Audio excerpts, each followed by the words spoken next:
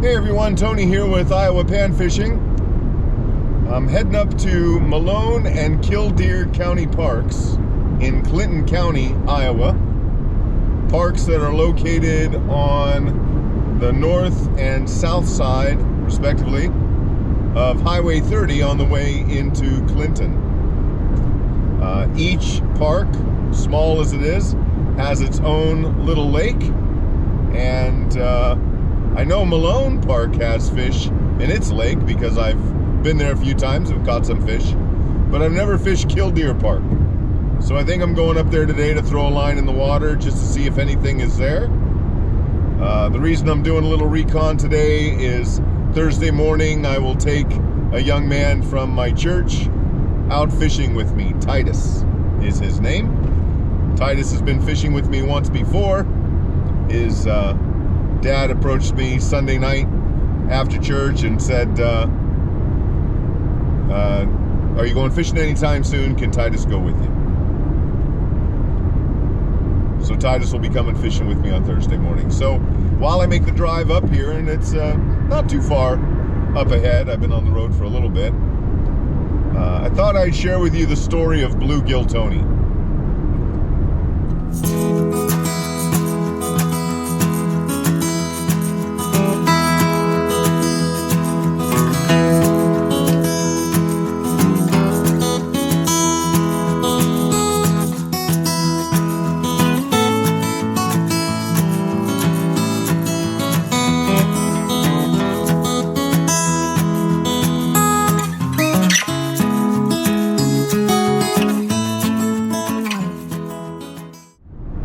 Now, Bluegill Tony is a nickname that I had when I was a kid. It is not a nickname that followed me through life. It is not a nickname anyone calls me today. But there was a time in my life when my friends, particularly those who were into fishing, called me Bluegill Tony. Well, when I was growing up, I never thought anything at all about fishing. My dad wasn't a fisherman, so I wasn't. Other sports, fishing is a sport, by the way. Other sports, though, kept our attention, particularly baseball and football. But depending on the season, I was involved in basketball and track and wrestling and just any kind of athletics I could get into. Well, we had some very close friends of ours, Tom and Tom Sr. and Tom Jr. And Tom was a friend of mine. We were the same age, same grade, played the same sports, played the same positions, and there was a great deal of competition between our two families. And Tom's dad and my dad both lived through their sons vicariously. Well, Tom and Tom were avid fishermen. They were fishermen and hunters, and one day they invited us to go fishing at a local reservoir. Well, we didn't have any gear. We didn't have fishing poles. We didn't have anything with us. We didn't own any of that. And so they provided all the gear, and they took us fishing, and I don't think we caught anything. I don't think Tom and Tom caught anything that particular day, but it sparked in us an interest in fishing. And so my dad and I bought some fishing poles and a tackle box. We didn't know what we were doing. We didn't know what we were buying. We didn't know what we needed. We didn't know anything about anything when it came to fishing. And so there was a lot of trial and error in our first attempts on our own to go fishing. In fact, one of those early outings really stands out to me, something I will always remember, the Great Chicken Neck incident. My dad, early on in our fishing days, was convinced that he was going to develop a new bait that was going to work famously with fish, and he was going to become famous, and he was going to become rich, and so late at night my dad would be in the kitchen trying to concoct different baits. Well, one day we're out fishing, and I'm sitting there along the shore watching my line, not getting any bites, and kind of daydreaming. And I hear what sounds like a depth charge going off in the water. And I look up and I see this large splash off in the distance. I didn't know if it was something that fell out of the sky or it was some kind of giant fish jumping out of the water. And I just hear my dad chuckling and snickering behind me. And he's holding a pole. And I said, "Dad, what was that?" And he said, "A cooked chicken neck."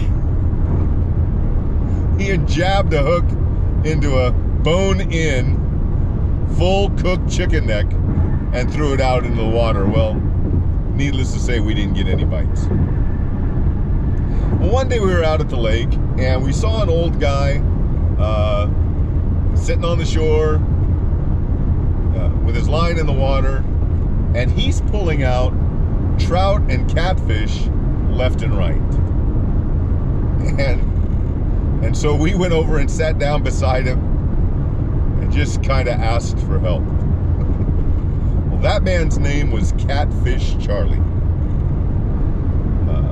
Catfish Charlie was, like I said, an older man, a man who was battling cancer when we met him. And he taught us how to catch trout and to catch catfish. Showed us how to rig our lines, what baits to use, how to set hooks. Taught us really everything we knew at that point about fishing. Well, one day, Catfish Charlie started talking about all the bluegill in the lake. And I asked, "Well, what's a bluegill?" And so he puts a bobber on his line and a small hook and a worm, and he throws it out, and within seconds he's bringing in a bluegill. And he shows it to me. He said, "That's a bluegill." And that's how easy they are to catch. Well, I was hooked. I enjoyed sitting there on the side of the shore, casting the line in the water and just waiting for the fish to bite and talking to my dad. My teenage years out at the lake with my dad, that was one of the few places where my dad and I could talk without arguing, it seemed. But the lake was always a good place, a quiet place, a safe place. My dad and I always enjoyed our time out there together. But I liked the idea of in a way, hunting for the fish and watching the fish bite and watching the bobber move on the top of the water and waiting for the bobber to go into the water to set the hook. And so I started fishing a lot for bluegill. And I developed a knack for it, and I was catching them left and right. And so before too long, Catfish Charlie joked, "Hey, it's Bluegill Tony." And so the name kind of stuck. And so that was my introduction to bluegill, and that's when I began to develop a love for fishing for and catching panfish. All right, I'm almost here. I'm on Highway 30, not too far away from Killdeer and Malone Parks. Let's see if anything's biting today.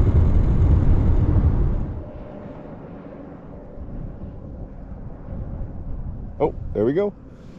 All right, fish on. Okay. Well, it's a good sign. Doesn't feel too terribly big. Although, well, wait, hang on. Is that a keeper? No, too small. But a fish. All right. So, hang on here. Come here. Come on. There we go. There you go.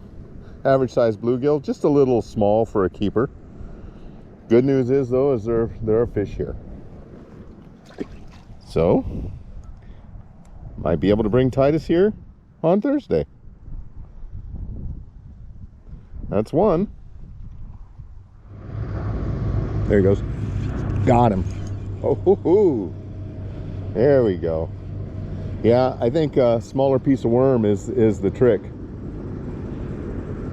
Oh, is he a little one? Yeah, he's a little one. Yep, he's little, but that's okay. Still working the same piece of worm though. There you go. Go get bigger.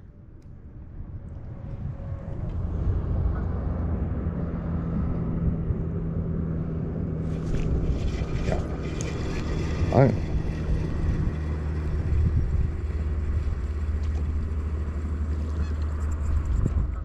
Yeah, come on, come on. There we go. That's a keeper.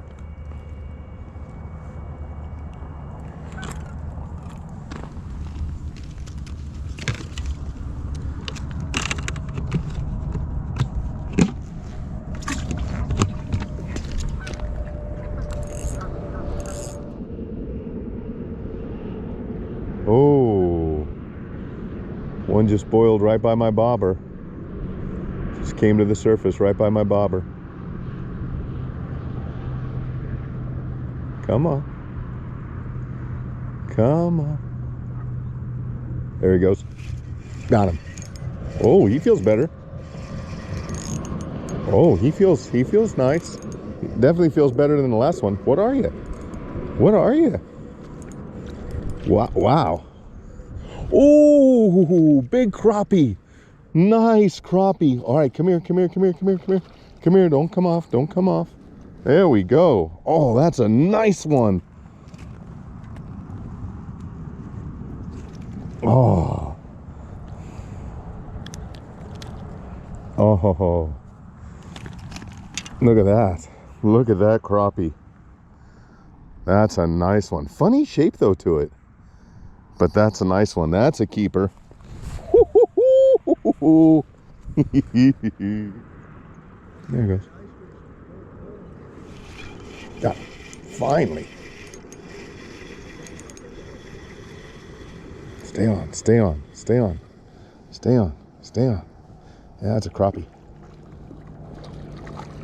There we go. Oh, come here. Ah!